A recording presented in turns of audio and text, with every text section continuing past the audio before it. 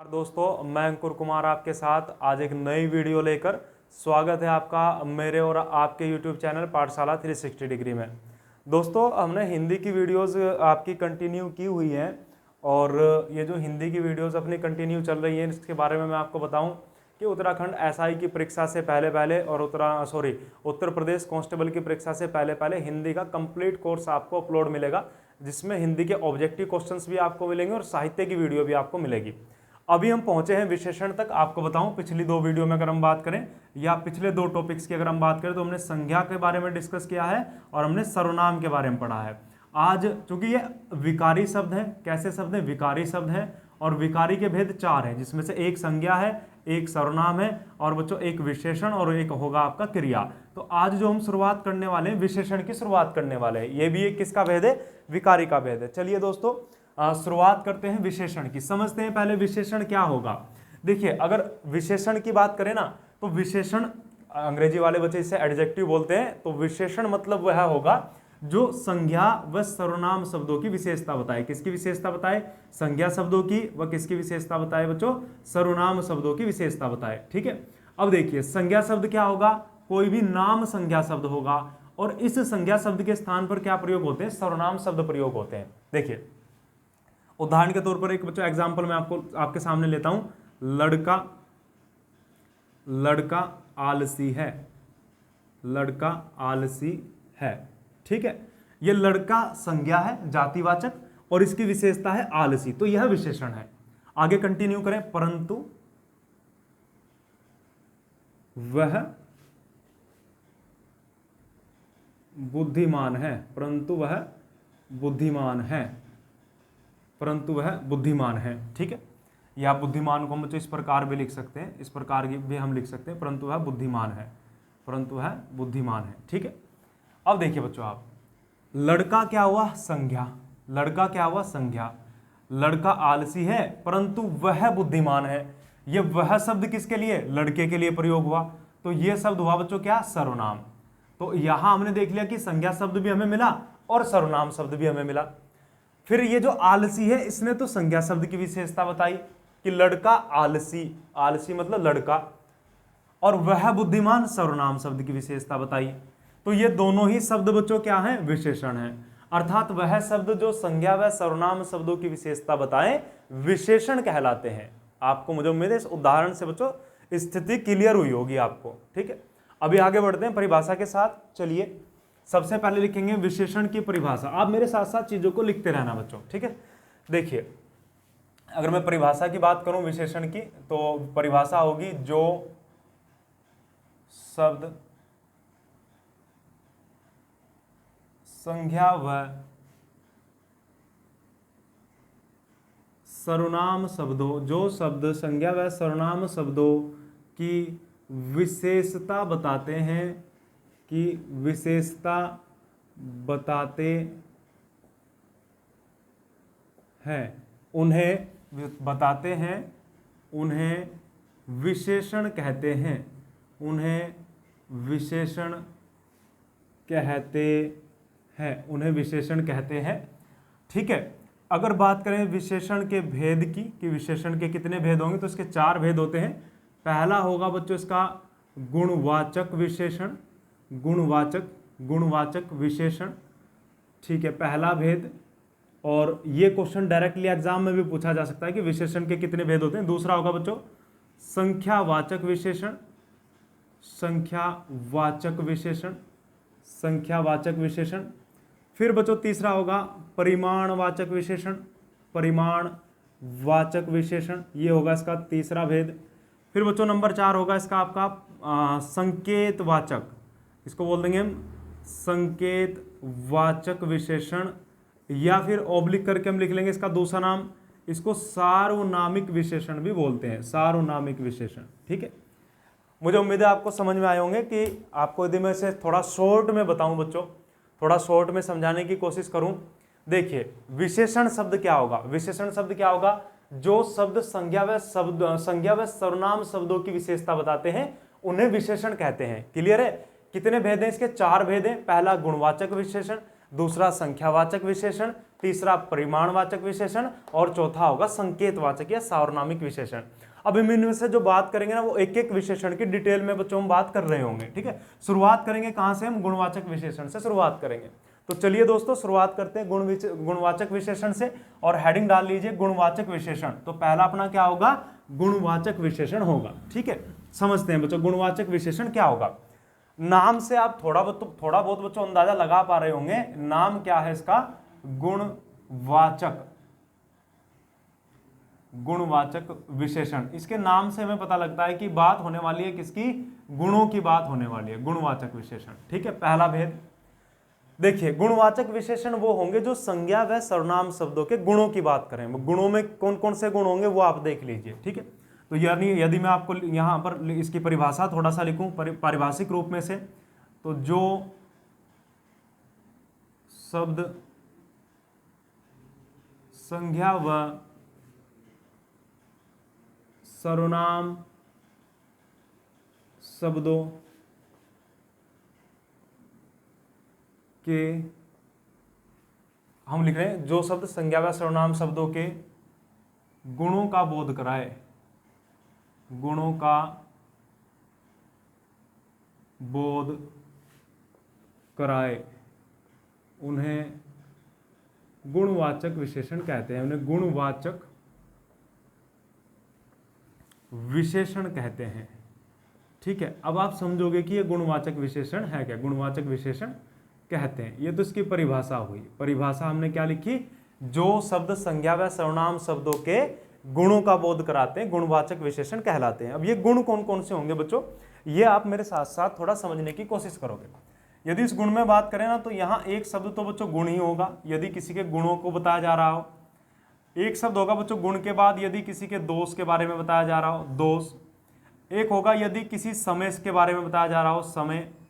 एक होगा यदि किसी आकार के बारे में बात की जा रही हो, आकार। एक होगा यदि किसी रंग के बारे में बात की जा रही हो, रंग।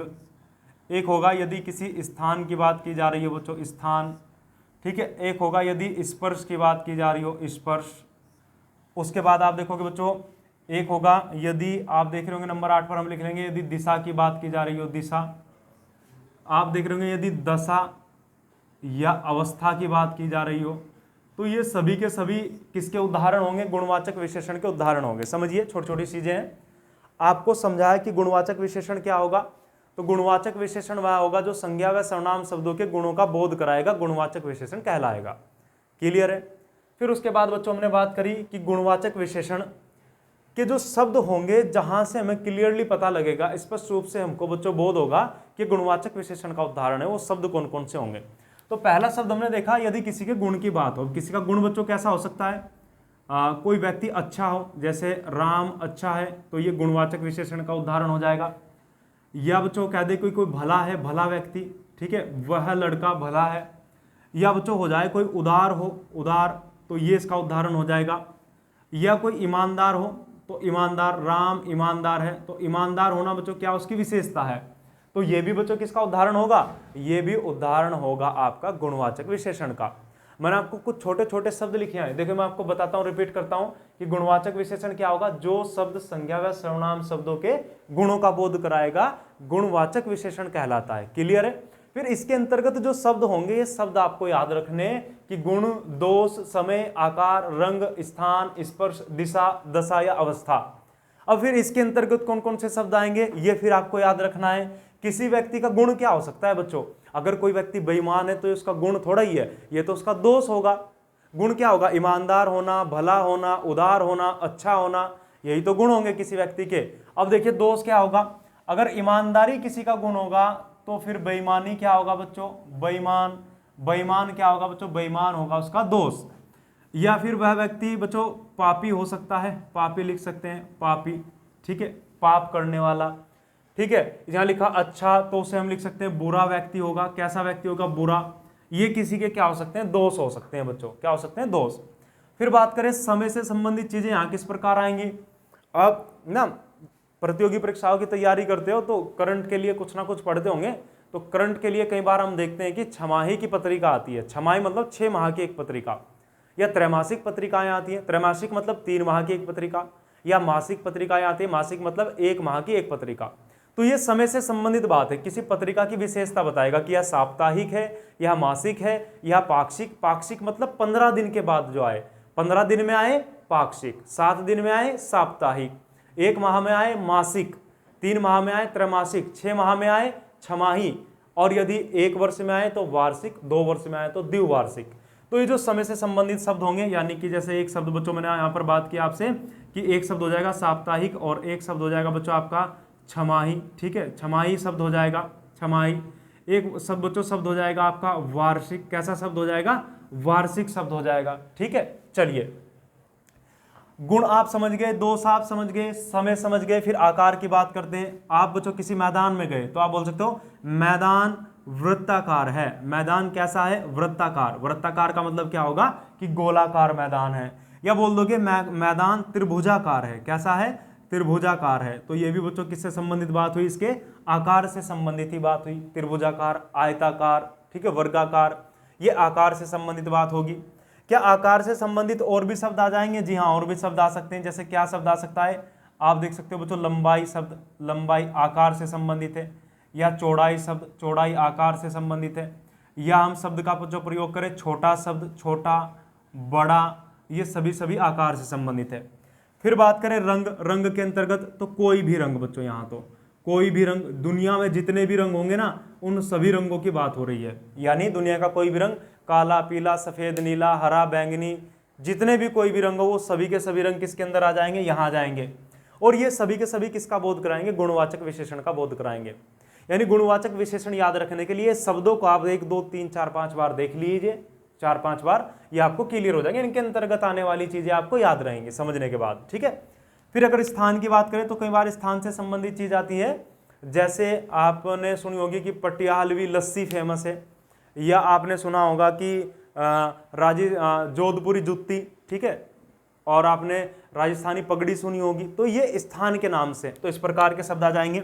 जैसे हरियाणा की कोई चीज़ हो तो उसे हम बोल देंगे बच्चों हरियाणवी, क्या बोल देंगे, इसको हम बोल देंगे बच्चों हरियाणवी बोल देंगे। या एक ऐसा फेमस होता है आपका राजस्थानी शब्द बहुत प्रयोग होता है बच्चों, राजस्थानी शब्द बहुत प्रयोग होता है। या फिर बच्चों जयपुरी शब्द काफ़ी प्रयोग होता है, यहाँ जयपुरी शब्द काफ़ी प्रयोग होता है, ठीक है। तो ये शब्द आप याद रखोगे, ये स्थान से संबंधित हो गए। जब किसी स्थान की कोई चीज़ फेमस हो जाए ना, जैसे बोल दिया जा कि जयपुरी चुनरी, जयपुरी चुनरी, तो चुनरी को तो आपको पता है चुनरी क्या होगी, और इस चुनरी की विशेषता क्या है कि जयपुरी चुनरी है। ये दुपट्टा कैसा है, जयपुरी दुपट्टा है, तो इस दुपट्टे की विशेषता है कि जयपुरी है, ठीक है। समझ आया होगा, आगे बढ़ते हैं इससे। बात करें स्पर्श की, कोई भी स्पर्श, स्पर्श कैसा हो सकता है, स्पर्श हो सकता है कोई कोमल स्पर्श, आपने किसी ऐसी चीज को छुआ जो छूकर आपको कैसा लगा, कोमल। या बच्चों ठंडा, कैसा लगा, ठंडा। या चाय बन रही है और जिस भगोने में चाय बन रही है उस भगोने में यदि आप हाथ डाल दोगे तो वो कैसा लगेगा आपको, गर्म लगेगा बच्चों, कैसा लगेगा, गर्म लगेगा, ठीक है। कोमल हो सकता है, खुरदरा हो सकता है, ठंडा हो सकता है, गर्म हो सकता है, ये सभी के सभी क्या हो सकते हैं, स्पर्श जो किसी को छूने के बाद हमें पता लगेंगे, ठीक है। चलिए, ये भी आप समझे होंगे। फिर नेक्स्ट शब्द पर बच्चों चले तो दिशा। दिशा आपके यहाँ चारों दिशाएं हो जाएंगी, चारों दिशाएं, चारों दिशा, और चारों दिशा के साथ साथ बच्चों यहाँ से उपदिशाएं भी हो जाएंगी, ठीक है, उपदिशाएं, ये भी आप याद रख लोगे।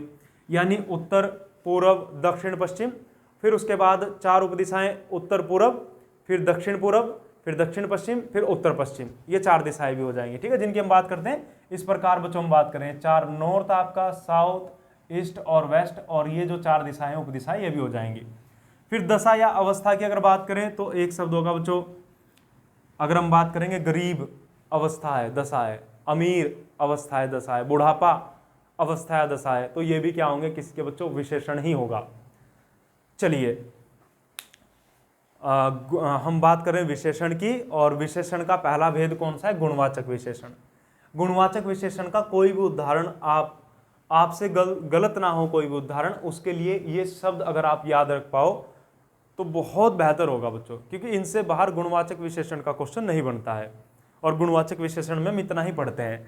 अब इसके बाद बच्चों आपका अगर यहाँ से मन में सवाल आ रहा हो कि क्वेश्चन किस प्रकार आएगा, तो देख लीजिए, क्वेश्चन इस प्रकार आएगा कि चाय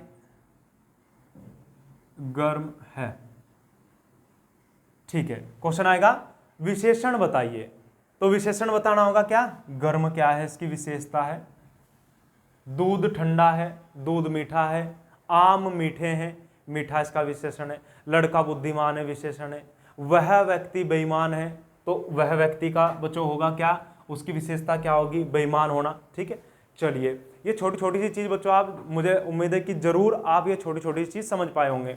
इसके बाद बच्चों जो हम बात करने वाले हैं नेक्स्ट आपका गुणवाचक विशेषण के बाद जो नेक्स्ट हम बात करने वाले हैं अगले दो भेद, जिनमें हम बात करेंगे संख्यावाचक विशेषण या परिमाणवाचक विशेषण। ठीक है, चलिए चलते हैं नेक्स्ट पर। अगले दो भेद थे इसके, दोनों को एक साथ समझेंगे।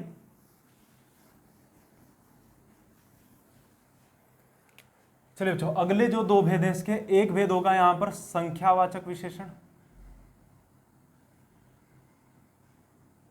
संख्यावाचक, और एक जो भेद होगा ये होगा बच्चों परिमाणवाचक, परिमाणवाचक। अगर संख्यावाचक की बात करेंगे समझेंगे इसे भी, और फिर इसके भी आगे दो भेद होंगे। परिमाणवाचक जो विशेषण है बच्चों इसके भी फिर आगे दो भेद होंगे, समझेंगे एक एक को बारी बारी से। पहले आपको समझाऊं कि संख्यावाचक विशेषण क्या होगा। ये नंबर 3 है, और सॉरी ये नंबर 2 है, विशेषण का भेद नंबर 2, और ये विशेषण का भेद नंबर 3 है। संख्यावाचक की बात करें तो यहां लिख सकते हैं जो संज्ञा व सर्वनाम, संज्ञा व सर्वनाम शब्दों की संख्या का बोध कराएं, की संख्या का बोध कराएं। ठीक है, चलिए समझे होंगे आप, जो करते हैं, बोध करते हैं, ऐसा हमने लिख लिया बच्चों। ठीक है, तो ये तो बच्चों कौन से वे, यहां लिखना थोड़ा उचित नहीं होगा, यहां लिख लेता हूं उसके बाद ऊपर। तो जो किसकी संख्या का बोध करते हैं, जो संज्ञा व सर्वनाम शब्दों की संख्या का बोध करते हैं, वो क्या कहलाते हैं, संख्यावाचक कहलाते हैं। परिमाण का संबंध होता है क्वांटिटी से, मात्रा से। ठीक है, आपने खाना खाया, तो खाना खाते समय बच्चों आपने एक थाली भरकर चावलों की खाई, तो वो मात्रा है, उसकी क्वांटिटी है। थाली भरना एक क्वांटिटी है, थोड़े खाना क्वांटिटी, मात्रा। तो परिमाण शब्द, एक शब्द होता है परिणाम और एक परिमाण। परिणाम मतलब रिजल्ट और परिमाण मतलब क्वांटिटी, तो क्वांटिटी से संबंधित बात है। परिमाण की बात करेंगे तो सेम हो जाएगा कि जो संज्ञा, ऐसे शब्द संज्ञा व सर्वनाम शब्द, ये ऐसे शब्द होंगे जो संज्ञा व सर्वनाम शब्दों की मात्रा, शब्दों की या शब्दों के परिमाण, शब्दों के परिमाण का बोध कराए, वो क्या कहलाएंगे, आपके परिमाणवाचक विशेषण कहलाएंगे। ठीक है, देखिए समझिए, संख्यावाचक वो जो संज्ञा व सर्वनाम शब्दों की संख्या का बोध कराए, परिमाणवाचक वह जो संज्ञा व सर्वनाम शब्दों के परिमाण का बोध कराए। आसान है। फिर इनके भी दो दो भेद हैं। दो दो भेद कौन से हैं बच्चों, देखिए एक होगा यहां पर आपका इसका निश्चित संख्या, निश्चित संख्या, एक होगा कौन सा आपका निश्चित संख्या, और एक होगा आपका अनिश्चित संख्या, अनिश्चित संख्या। समझते रहिए, यहां आप देखोगे एक होगा इसका निश्चित, निश्चित परिमाण, निश्चित परिमाण, और एक होगा बच्चों यहां पर आपका अनिश्चित परिमाण, अनिश्चित परिमाण। ठीक है, चलिए अब समझते हैं इसके उदाहरण। बच्चों थोड़ा परेशान करते हैं, बच्चों को इसका उदाहरण थोड़ा परेशान करता है, लेकिन समझने के बाद कोई परेशानी नहीं होगी, ये मेरा आपसे वादा है। ठीक है, दो भेद, एक संख्यावाचक और एक परिमाणवाचक। बात अगर हम करें संख्यावाचक या परिमाणवाचक की, तो ऐसे भेद बच्चों जो संज्ञा व सर्वनाम शब्दों की संख्या का बोध कराएं, तो वो कहलाएंगे संख्यावाचक, और जो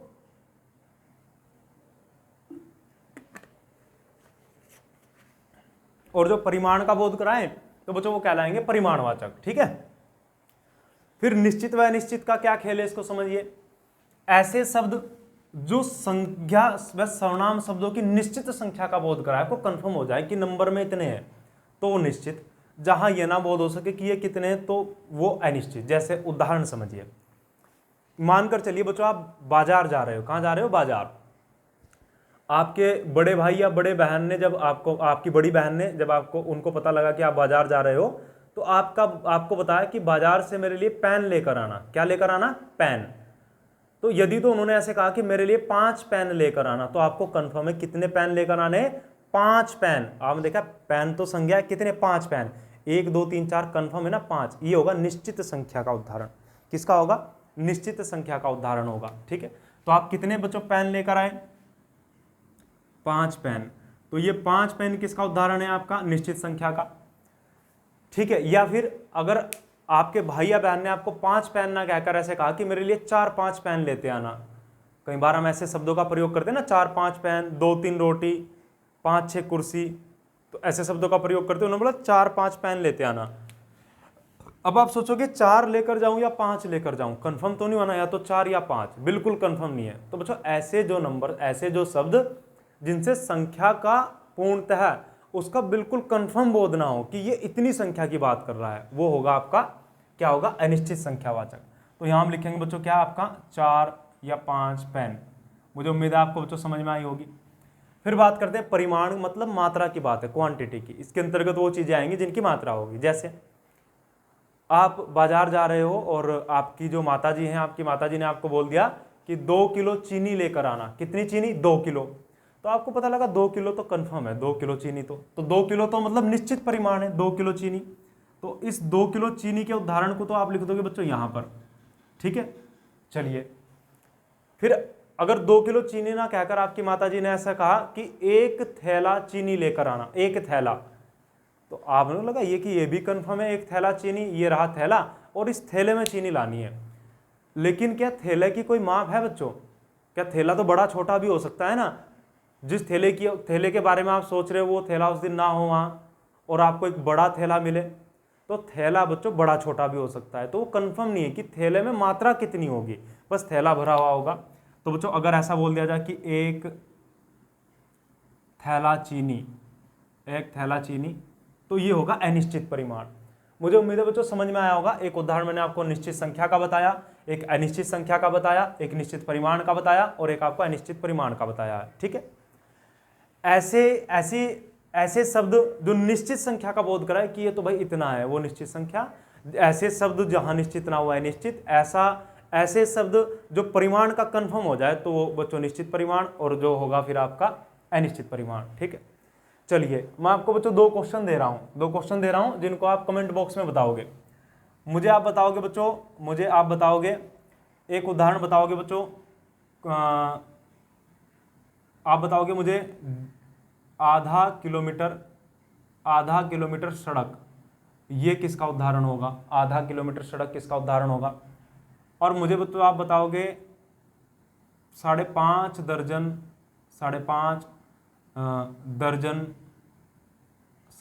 दर्जन केले। तो ये 2 उदाहरण आप मुझे कमेंट बॉक्स में बताओगे कि ये किस किस के होंगे बच्चों, 2 उदाहरण आप मुझे। ठीक है, आगे शब्द समझिए, 1-2 शब्द अभी और लेते हैं। यदि आपके पास ऐसा ही शब्द आया कि 4 कुर्सी या 10 मेज, तो 10 मेज तो कंफर्म है ना भाई, 10 मेज बिल्कुल कंफर्म है। लेकिन कई बार ना हम शब्द प्रयोग करते हैं दशक, हालांकि आम भाषा में बात करें तो दशक जिसे हम बोल देते हैं ना बच्चों, वो दशक नहीं, वो दशक होगा। और ये शब्द भी आपको एग्जाम में मिलेगा। तो दशक कंफर्म नहीं है, वो दशक की जगह कितनी भी हो सकती है। इस शब्द को बच्चों में ऐसे लिखेंगे दशक मेज। वो 11 भी हो सकती है, 9 भी हो सकती है। ठीक है, फिर यहाँ ये एक उदाहरण मैंने लिया कि 2 गिलास दूध। तो आप सोच रहे हैं अच्छा गिलास तो कंफर्म है भैया, 2 गिलास दूध, तो आप सोच रहे हैं हमारे घर पे जो गिलास है ना, तो 2 गिलास दूध लो, कंफर्म तो है कितना है। लेकिन क्या पता बच्चों हमारे गिलास की बात हो रही है, हमारा गिलास इतना बड़ा हो, आपका गिलास इतना बड़ा हो, या किसी का गिलास इतना बड़ा हो। तो गिलास की कोई माप नहीं है बच्चों, तो ये भी क्या होगा? अनिश्चित परिमाण होगा। ठीक है, एक उदाहरण मैंने आपको यहां बताया, 2 गिलास दूध। चलिए फिर बच्चों मैंने आपको बताया कि 1 थैली अनाज। अब 1 थैली अनाज भी तो कंफर्म नहीं है ना कि उस थैली में कितना अनाज होगा। तो यहां हम लिख लेंगे 1 थैली अनाज। ये भी उदाहरण होगा किसका? अनिश्चित परिमाण का। फिर बच्चों एक शब्द यहां हमने प्रयोग किया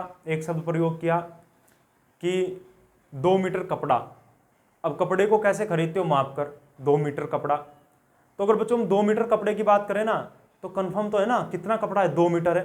तो 2 मीटर कपड़ा किसका उदाहरण होगा? 2 मीटर कपड़ा बच्चों उदाहरण होगा 2 मीटर कपड़ा। ये उदाहरण होगा बच्चों किसका? निश्चित परिमाण का। लेकिन अगर बात करें थोड़ा कपड़ा या कुछ कपड़ा, तो कुछ कपड़ा ये थोड़ा पता है कितना कपड़ा, तो कुछ कपड़ा किसका उदाहरण होगा? यहाँ उदाहरण हो जाएगा। यहाँ हम एक उदाहरण लिख लेंगे कुछ कपड़ा। चलिए, मुझे उम्मीद है समझ में बच्चों चीज़ें आपको बड़े आराम से आ रही होंगी। हमने बात की संख्यावाचक की व फिर परिमाणवाचक की। विशेषण की शुरुआत करी। विशेषण की शुरुआत में सबसे पहले विशेषण की परिभाषा समझी, और विशेषण की परिभाषा की अगर हम बात करें तो जो सब संज्ञा व सर्वनाम शब्दों की विशेषता बताते हैं विशेषण कहलाता है। कितने भेद हैं बच्चों? 4 भेद हैं। पहला कौन सा है? गुणवाचक, संख्यावाचक और आपका परिमाणवाचक और संकेतवाचक या सावर्णामिक। गुणवाचक के बारे में समझा, जो गुण बताएगा। शब्द होंगे गुण, रंग, दोष, दिशा, अवस्था, आकार, स्पर्श, वो गुणवाचक होगा। संख्यावाचक जो संख्या का बोध कराएगा। परिमाणवाचक जो परिमाण मात्रा का बोध कराएगा। फिर संख्यावाचक 2, एक निश्चित एक अनिश्चित, जो ऐसे शब्द जो निश्चित संख्या का बोध करा दे, तो भाई फिक्स इतना है वो निश्चित, और जो फिक्स ना बोध करा पाए वो अनिश्चित। इसी प्रकार परिमाण की हमने बात की। मुझे उम्मीद है चीज़ें बच्चों आपको समझ में आई होगी। वीडियो को जैसे ही आप एक बार कंप्लीट देख लें तो इन 2 प्रश्नों का जवाब जरूर दें, और मुझे बताएं वीडियो आपको कैसे लगी। अपनी फीडबैक जरूर दें, वीडियो के कमेंट बॉक्स में अपने सुझाव जरूर दें। ठीक है, चलिए दोस्तों, अब मिलेंगे नेक्स्ट वीडियो में। आज की वीडियो में इतना ही, मिलते हैं बच्चों नेक्स्ट वीडियो में।